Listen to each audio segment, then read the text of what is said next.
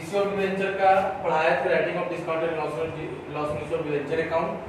दो मेथड था, fix method बता चुके थे। आज देखते लोग proportionate method. Proportionate method fix method में क्या बताए थे कि फिक्स मेथड में उसमें कहीं ये नहीं लिखा है कि सिर्फ लिखा है कि 5 साल में पेमेंट करना डिबेंचर का, ठीक है, 4 साल में पेमेंट करना डिबेंचर का, 3 साल में पेमेंट करना है, तो वो लिखा हुआ रहता था। लेकिन प्रोपोर्शनल मेथड में क्या रहेगा कि प्रत्येक साल डिबेंचर का कितना पेमेंट कर रहा है वो लिखा हुआ रहेगा, तो उसको हम बोलते हैं प्रोपोर्शनल मेथड। उसके हिसाब से अगर डिबेंचर प्रत्येक साल कुछ पेमेंट कर रहे हैं तो कैसे डिस्काउंट राइट ऑफ होगा वो हम लोग यहाँ पे सीखेंगे। जैसे सिंपल सी बात है कि अगर हम लोग गाड़ी खरीदते हैं, 1 लाख का गाड़ी खरीदे तो पहला मंथ में तो 1 लाख पे इंटरेस्ट लगेगा, इंटरेस्ट 1 लाख रुपए लगेगा। मान ली कि फिर 10,000 दे दी तो नेक्स्ट ईयर में 90,000 रुपए लगेगा, फिर 10,000 रुपए दे दी नेक्स्ट ईयर में 80,000 रुपए लगेगा। तो ये आपका ये क्या है कि प्रोपोर्शनल मेथड है कि प्रत्येक साल कुछ ना कुछ देंगे तो जाहिर सी बात है कि उसका इंटरेस्ट भी कम लगता जाएगा। तो यहाँ पे सिर्फ क्या है समझाने के लिए बताए थे कि राइट ऑफ जो डिस्काउंट राइट ऑफ करेंगे वो भी प्रोपोर्शनेट मेथड्स के अनुसार राइट ऑफ करेंगे, क्योंकि कुछ ना कुछ अगर प्रत्येक साल पेमेंट करेंगे तो क्या होगा, डिस्काउंट भी कुछ ना कुछ कमते जाएगा। अब देखिए क्वेश्चन, अनलिमिटेड इशू कर रहा है 10,000 12% डिवेंचर ऑफ ₹100 ईच, 10 साल डिवेंचर इशू कर रहा है 12 रुपए वाला at of ₹100 each at a discount of 6%। कितना परसेंट डिस्काउंट है, 6% डिस्काउंट है। रिडीम एज फॉलो, बोलता है रिडीम कैसे करना है, रिडीम मतलब पेमेंट कैसे करेगा, तो फर्स्ट ईयर नील यानी पहला साल कुछ पेमेंट नहीं करेगा, सेकेंड ईयर कितना पेमेंट करेगा, तो सेकेंड ईयर 5 लाख पेमेंट करेगा, थर्ड ईयर कुछ पेमेंट नहीं करेगा और फोर्थ ईयर 5 लाख पेमेंट करेगा। हमको दिखाना है so the discount on issue of debenture account for the period of 4 years, 4 साल के लिए हमको discount on issue of debenture account दिखाना है। तो सबसे पहले टोटल डिबेंचर कितना हो जाता है, टोटल डिबेंचर देखिए तो टोटल डिबेंचर हो जाएगा 10,000 डिबेंचर है 100 रुपया वाला, ठीक है, तो हो गया आपका 10 लाख। अब उस हिसाब से डिस्काउंट कितना निकलेगा, तो टोटल डिस्काउंट तो 10 लाख है, कितना परसेंट बोला था, 6%, तो उस हिसाब से आ गया आपका 60,000, यानी टोटल डिस्काउंट है 60,000। इस 60,000 को हमको 4 साल में राइट ऑफ करना है। अगर फिक्स मेथड होता तो इसको सिंपल 4 से डिवाइड देते और प्रत्येक साल 15,000 राइट ऑफ हो जाता, लेकिन यहाँ पे फिक्स मेथड नहीं है, प्रोपोर्शनल मेथड है। तो अब कैसे होगा इसका राइट ऑफ, ये देखते हैं कि प्रत्येक साल कितना डिस्काउंट लगेगा। तो ये आपका table showing amount of discount to be retail off, ये टेबल से पता चलेगा कि प्रत्येक साल कितना राइट ऑफ होगा। चलिए देखते हैं। सबसे पहले पीरियड, ध्यान से समझिएगा, फर्स्ट ईयर है।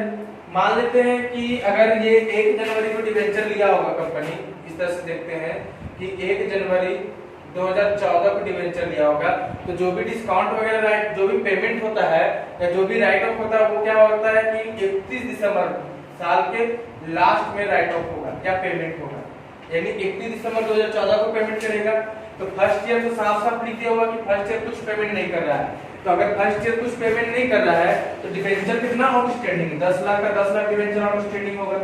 जब पेमेंट करेंगे जाहिर सी बात, जब पेमेंट करेंगे तब घटेगा, ठीक है।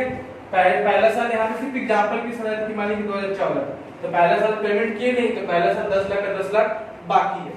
दूसरा साल बोल रहा है कि कितना पेमेंट कर रहे हैं, दूसरा साल बोल रहा है 5 लाख पेमेंट कर रहे हैं। सेकेंड ईयर में आते हैं 2015, ठीक है, दूसरा साल बोल रहा है कि 5 लाख पेमेंट कर रहे हैं। तो आप ध्यान समझिएगा कि जब 31 दिसंबर 2014 तक पेमेंट नहीं किए तो 31 दिसंबर 2014 कितना तक था, कितना था 10 लाख।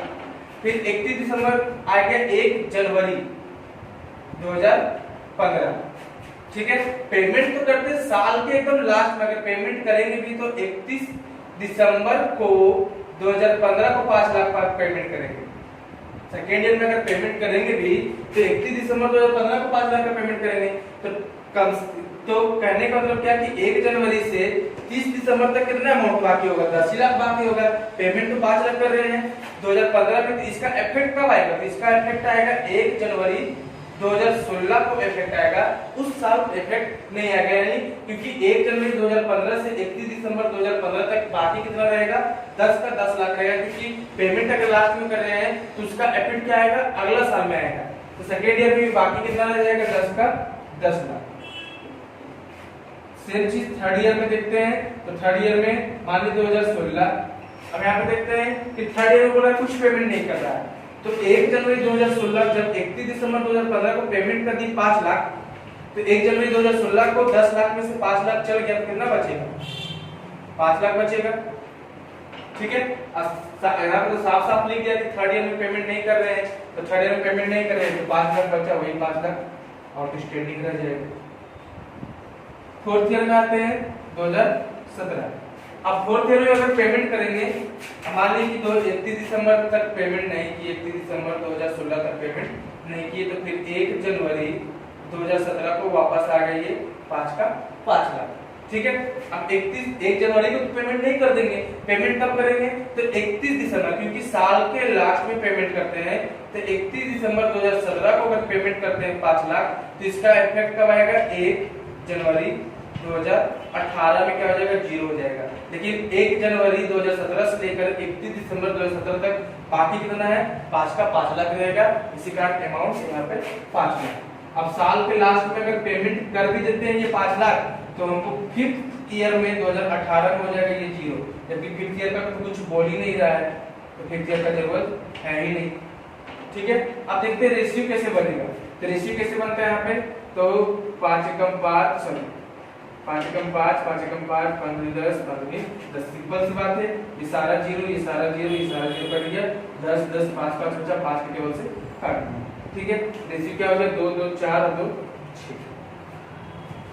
अब डिस्काउंट कैसे राइट ऑफ होगा, तो टोटल डिस्काउंट है 60,000, डिस्काउंट टोटल 60,000 पहला साल में, रेशियो के हिसाब से 2/6, 2 पहला साल का रेशियो है और नीचे 6, यानी पहला साल कितना हो जाएगा 20,000 राइट ऑफ करेंगे पहला साल, फिर 60,000 2/6, फिर राइट ऑफ करेंगे 20,000, फिर 60,000 1/6 हो जाएगा 10,000, और फिर 60,000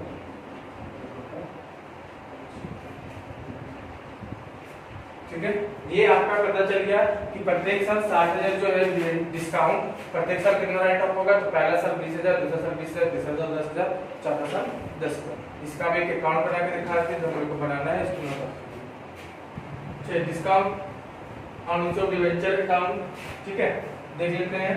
तो पहले भी इस तरह का अकाउंट बता चुके हैं, कुछ नया नहीं है, सिर्फ इसमें यही था कि डिस्काउंट एक में फिक्स्ड मेथड से प्रत्येक साल सेम रहता है और प्रोपोर्शनल मेथड से क्या होता है चेंज हो जाता है।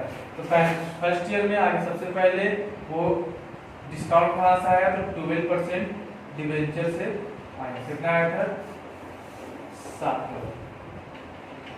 ठीक है, तो फर्स्ट ईयर यहाँ पे आप स्टार्टिंग भी लिख सकते हैं, बिगिनिंग भी लिख सकते हैं, फर्स्ट ईयर का बिगिनिंग, और फर्स्ट ईयर का एंडिंग में क्या करेंगे हम लोग राइट ऑफ करेंगे। तो बताए थे कि राइट ऑफ कहाँ से कर सकते हैं, तो statement of peer, general reserve, sorry security reserve और कैपिटल रिजर्व से। तो यहाँ पर सिक्योरिटी रिजर्व वगैरह तो है नहीं, सिंपल से कहाँ से राइट ऑफ करेंगे, जनरली स्टेटमेंट ऑफ पीयर से ही राइट ऑफ होता है, स्टेटमेंट ऑफ पीयर। कितना हो जाएगा, पहला साल था 20,000, बैलेंस कीजिए,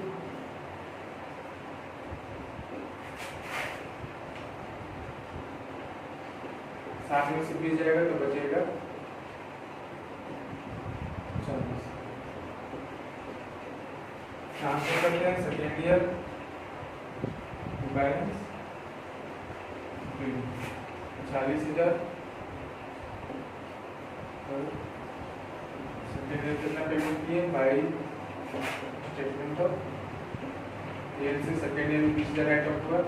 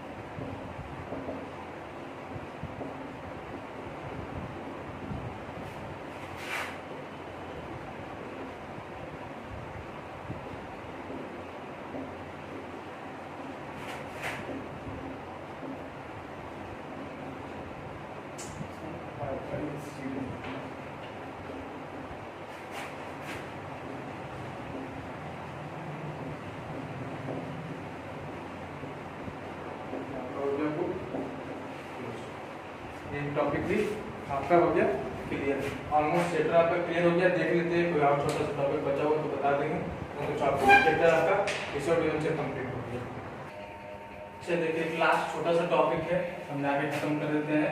ऐसे एग्जाम पॉइंट ऑफ व्यू से इतना इंपॉर्टेंट नहीं है, लेकिन फिर भी टॉपिक है तो पढ़ लेते हैं।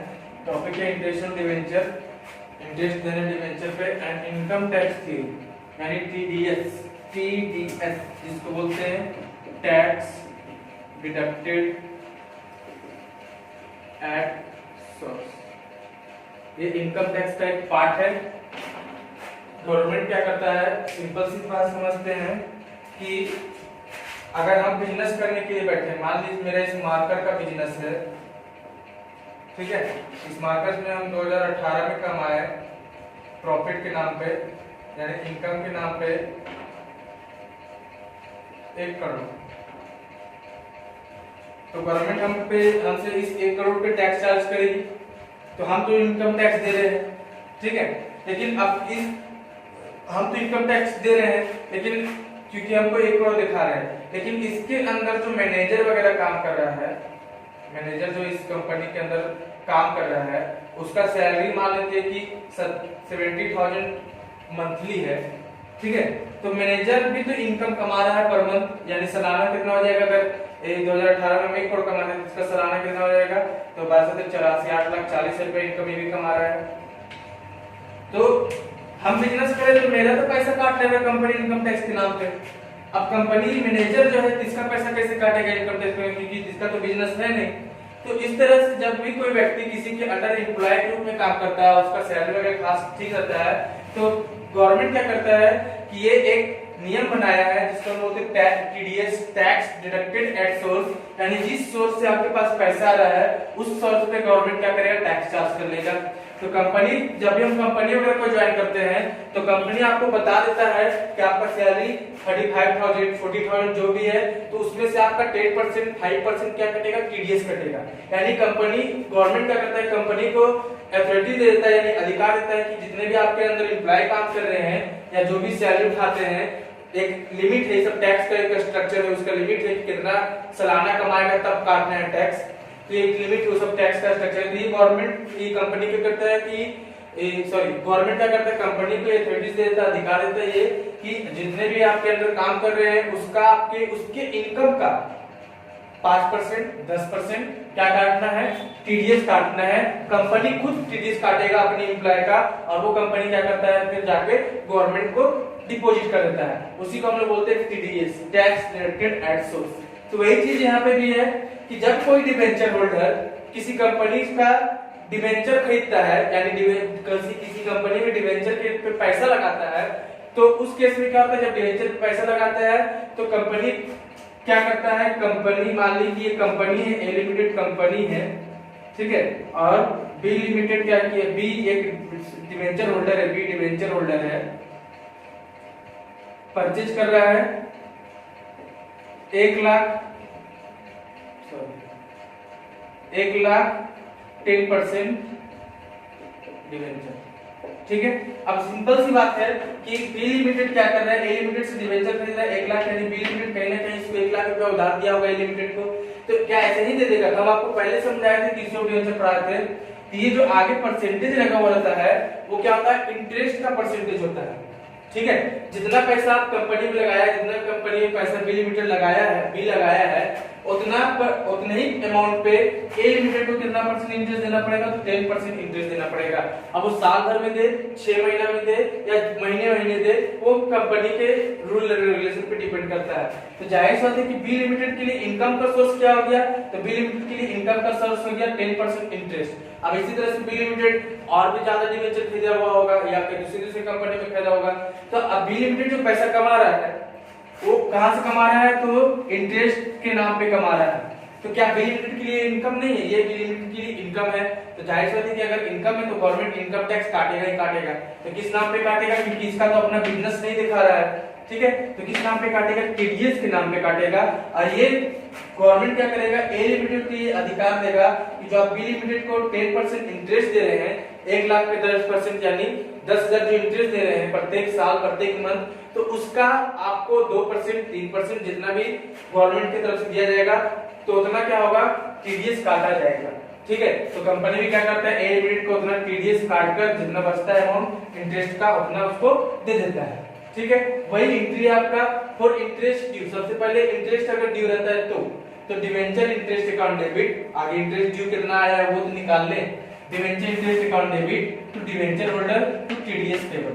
ठीक है, सिंपल सी चीज समझते हैं। अगर मान ले कि 10,000 इंटरेस्ट आया और उस पे 10% टीडीएस काटना है, 10,000 का 10% कितना हो जाएगा, 1,000 हो जाएगा, तो बाकी डिवेंचर होल्डर के पास कितना जाएगा, 9,000 जाएगा। ठीक है, अब जब पेमेंट करने के बाद आया तो पेमेंट ऑफ इंटरेस्ट, तो आप इंटरेस्ट का पेमेंट करेगा तो इंटरेस्ट के नाम पे कितना बचा, भले ही 10,000 कमा रहे थे लेकिन 1,000 तो टीडीएस में चला जाता है ना, इंटरेस्ट के नाम पे कितना बचा, 9,000, तो 9,000 पेमेंट करेगा कंपनी। तो 1,000 जो पेमेंट नहीं किया वो कंपनी का क्या अपना हो गया है, ये नहीं, ये कंपनी गवर्नमेंट की तरफ से काटा है टीडीएस 1,000, ये वाला 10,000 उसको क्या करना, 1,000 क्या करना पड़ेगा, गवर्नमेंट को पेमेंट करना पड़ेगा। किसके नाम पे, इनकम टैक्स पेबल या टीडीएस पेबल के नाम पे। कितना काटा था, 1,000 लास्ट में जितना भी इंटरेस्ट आया है 10,000, जितना भी इंटरेस्ट आया है वो पूरा कहां कंपनी ट्रांसफर कर देगा, तो स्टेटमेंट ऑफ क्लियर में। अब सर पेमेंट तो कर रहा है 9,000, डिवेंचर को पेमेंट तो कर रहा है 9,000, तो उससे मतलब नहीं है कंपनी डिवेंचर होल्डर को 9,000 पेमेंट करेगी, कंपनी का पूरा तो पूरा 10,000 जा रहा है ना, 9,000 डिवेंचर होल्डर को, 1,000 गवर्नमेंट को, तो पूरा का पूरा 10,000 जा रहा है, तो कंपनी 10,000 किसके नाम पे ट्रांसफर कर देगा, स्टेटमेंट ऑफ क्लियर के नाम से ट्रांसफर कर देगा टू डिवेंचर। ठीक है, ये आपका हो गया जनरल एंट्री। इससे रिलेटेड क्वेश्चन देख लेते हैं। क्वेश्चन यहाँ पे है, क्वेश्चन क्या बोलता है कि ए लिमिटेड इश्यू कर रहा है 5,000 8% डिवेंचर ऑफ ₹100। ठीक है, एट पार पे इशू कर रहा है, कंपनी डिडक्टेड इनकम टैक्स यानी टीडीएस कितना डिडक्ट करता है फ्रॉम द इंटरेस्ट, किससे, इंटरेस्ट से इनकम टैक्स काटता है company of this debenture at a source, interest is paid on this debenture half yearly. Interest इस डिवेंचर पर कैसे पेमेंट करता है, हाफ ईयरली यानी प्रत्येक साल में 2 बार 6 महीना पे। ऑन 30 जून पहला का पेमेंट करेगा 30 जून को और दूसरा पेमेंट कब करेगा 31 दिसंबर को। Amount of income tax deducted half yearly is ₹800। और यहाँ पे परसेंटेज नहीं निकाल के दिया है, यहाँ पे साफ साफ निकाल के दे दिया है कि इंटरेस्ट कितना कटेगा, सॉरी टीडीएस कितना काटेगा गवर्नमेंट, सॉरी कंपनी, तो 800 टैक्स काटेगा कंपनी उस डिवेंचर होल्डर से जिसको ये इंटरेस्ट दे रहा है। क्लियर, अगर परसेंटेज दिया तो परसेंटेज निकालेंगे, अमाउंट दे दिया तो फिर दिक्कत है ही नहीं। इसको नोट डाउन कीजिए, इसका एंट्री कर दीजिए। चलिए देखिए, पहला आगे तो सबसे पहले टोटल डिवेंचर कितना हो जाता है देख लेते हैं। तो टोटल डिवेंचर आपका होगा 5,000 डिवेंचर था 100 रुपया, तो कितना आ जाएगा 5,000 इंटू 100, 5,000। ठीक है, इंटरेस्ट कितना हो जाएगा, तो 5 लाख, कितना परसेंट डिवेंचर था, तो डिवेंचर का रेट है 1%, तो 5 लाख का 1% और 6 महीना पे दे रहा है, तो जाहिर सी बात है कि 6 से 6 महीना पे दे रहा है, तो इसको 6/12 भी करना पड़ेगा। 6 दूनी 12, 2 0 0, 6 दूनी 12, 2 चौके 8, यानी प्रत्येक 6 महीना पे कितना देना पड़ेगा इंटरेस्ट, 20,000 प्रत्येक 6 महीना पे इंटरेस्ट देना पड़ेगा। स्टार्ट होता है 30 जून से, तो सबसे पहले डिवेंचर इंटरेस्ट अकाउंट डेबिट, तो कितना इंटरेस्ट निकला 6 महीना पे 20,000 इंटरेस्ट निकला। ठीक है, और साफ साफ बोल दे रहा है कि प्रत्येक 6 महीना पे इंटरेस्ट टैक्स कितना काटेंगे, तो 800 टैक्स काटेंगे, तो 20,000 में 800 टैक्स चल गया, तो बचा कितना 19,200। ठीक है, 30 जून को ही जब तक पूरा पेमेंट ना हो जाए दूसरा एंट्री होगा क्या, डिवेंचर होल्डर टू बैंक, और डिवेंचर होल्डर टू बैंक में भी आ जाएगा, तो 800 तो 20,000 में 800 तो टैक्स में चला गया, बचा कितना 19,200, 19,200 देगा इसको डिवेंचर होल्डर को। फिर वही सेम 30 जून को तीसरा एंट्री, अब जो 800 रुपया काटा है उसको कौन, इसको किसको देना पड़ेगा, गवर्नमेंट को 800 देना पड़ेगा। ठीक है, और लास्ट चौथा एंट्री ट्रांसफर करेगा वही 30 जून। ऐसे ट्रांसफर करने वाला अभी करने की जरूरत नहीं, साल के लास्ट में, क्योंकि बुक क्लोज, एक सेकंड क्वेश्चन देखें तो बुक क्लोज हो रहा है आपका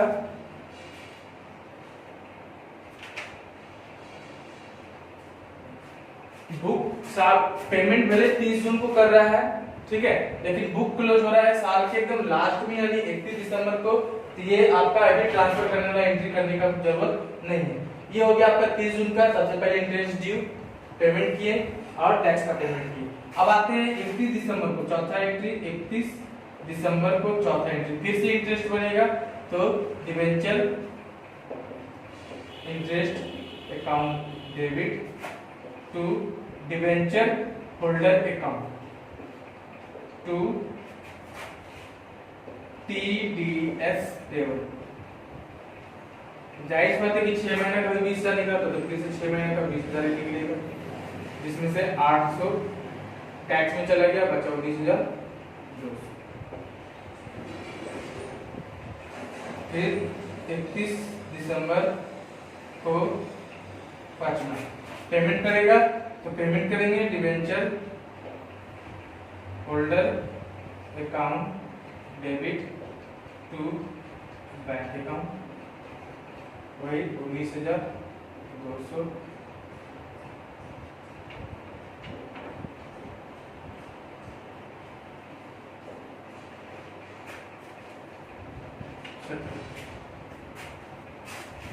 अब इसका टीडीएस का एंट्री पेमेंट करना पड़ेगा 31 दिसंबर, TDS table account debit to bank, कितना है 800, और लास्ट में 31 दिसंबर 2017 स्टेटमेंट ऑफ ये अकाउंट डेबिट टू डिबेंचर, 2 बार मिला के कितना हो जाएगा साल भर का। अब सर इसको 2 बार एंट्री क्यों नहीं किए, तो पेमेंट सुन लो, जो ये सब चीज ट्रांसफर होने वाला चीज होता है वो साल के लास्ट में ही होता है, लेकिन पेमेंट वगैरह जब बोल रहा है तब आपको करना पड़ता है, लेकिन ट्रांसफर वगैरह साल के लास्ट में जब वो कंपनी का बुक क्लोज होता है, ठीक है। तो इसी कारण हम लोग साल के लास्ट में एक बार ट्रांसफर किए, ना कि 6-6 महीना पे ट्रांसफर किए, लेकिन पेमेंट 6-6 महीना पे बोला था, इस कारण पेमेंट 6-6 महीना पे किए, लेकिन ट्रांसफर सिर्फ एक बार करेंगे। ये आपका चैप्टर हो गया टोटली कंप्लीट। बनाइए, प्रॉब्लम का क्वेश्चन पूछिए, और इसके बाद एक दो दिन बाद नेक्स्ट चैप्टर स्टार्ट करेंगे।